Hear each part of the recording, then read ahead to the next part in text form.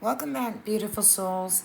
If you stayed with me through part one, you're already begun exploring the difference between relationships that nourish your spirit and relationships that slowly consume your energy. We talked about energetic sovereignty, about releasing the need to rescue others, and about returning to yourself. So, in part two, I want to go a little deeper because once you stopped abandoning yourself, another journey will begin. It is a journey that few people are willing to choose. Yet, almost everyone who experiences profound transformation eventually walks through this.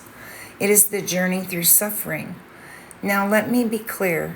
I don't believe suffering is something we should seek. I don't believe pain makes someone more spiritual, nor do I believe every difficult circumstance is somehow meant to be. But I do believe something Karlie Young understood with remarkable clarity. When suffering enters our lives, we're given a choice. We can resist it endlessly, or we can allow it to become one of our greatest teachers. What we resist persists.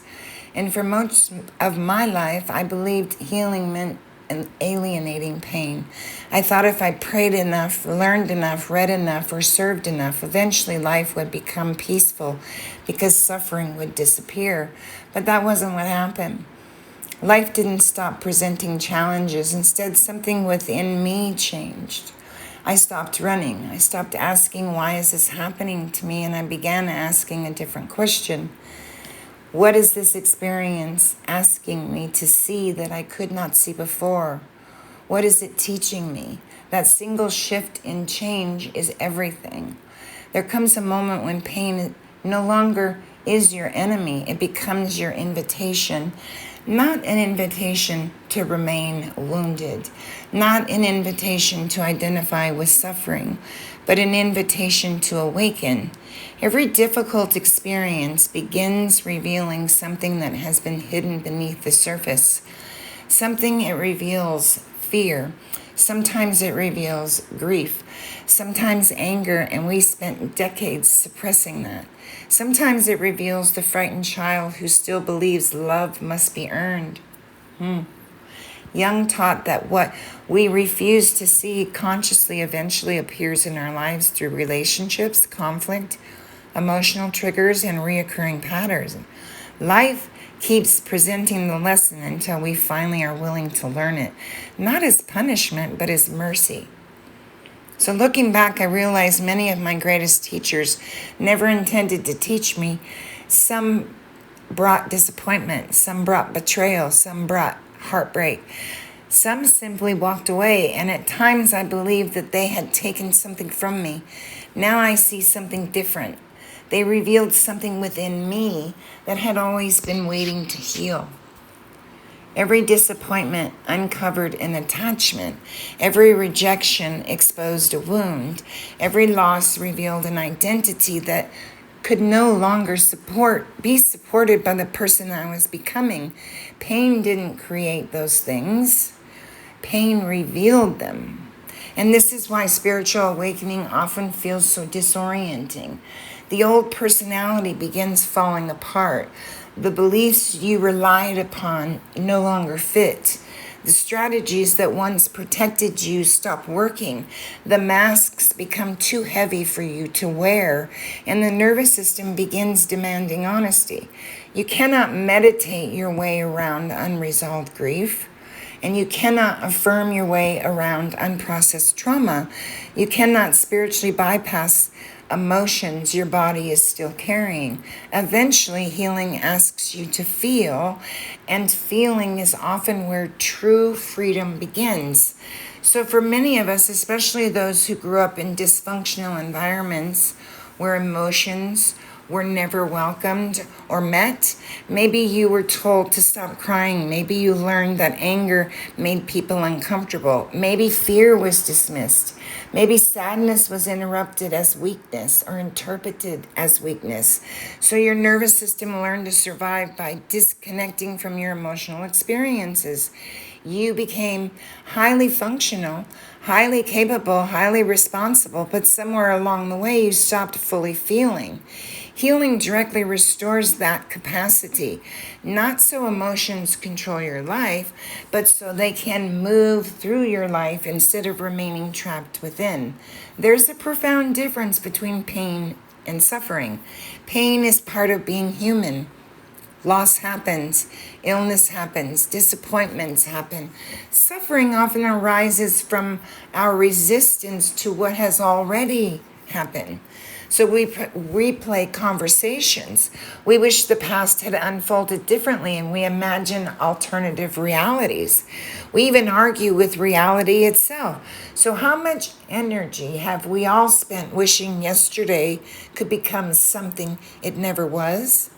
There's a freedom in recognizing that acceptance is not agreement. Acceptance simply means we stop fighting what cannot be changed. Often, then does our energy become available for what we can. One of the most beautiful changes I noticed in my life is this: I no longer waste energy resisting challenges.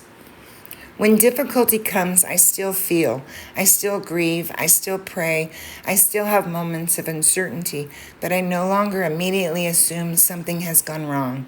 Sometimes life is not falling apart.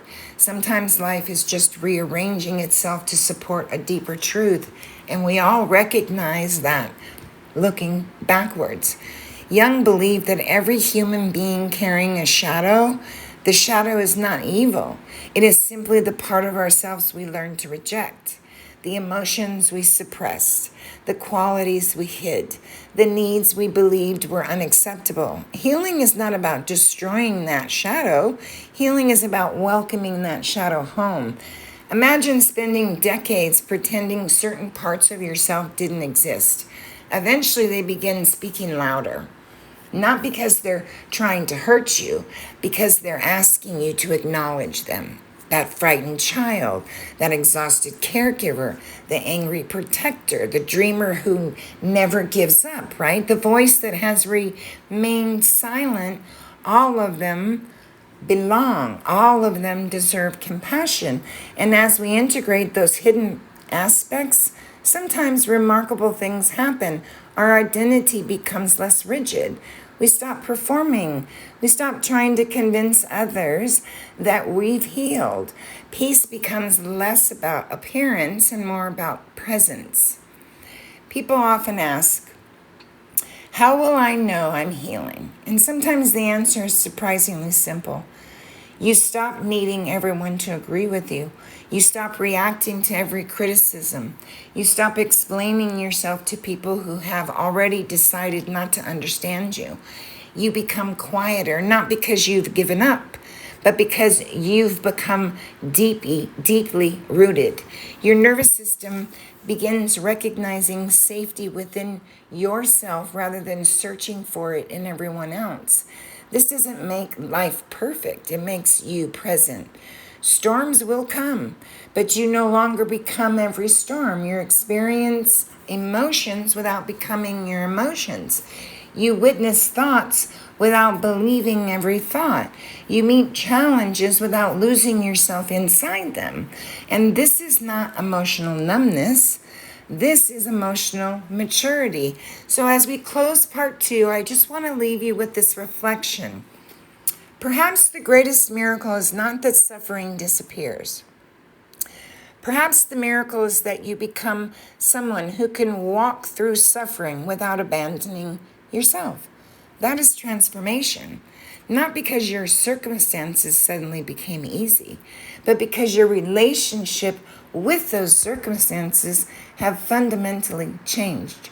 And in part 3, we'll explore that what Karlie Young described as psychological independence, the integration of the shadow and the quiet power of being a living presence that teaches without trying to teach. Until then, remember this: your wounds do not have the final word.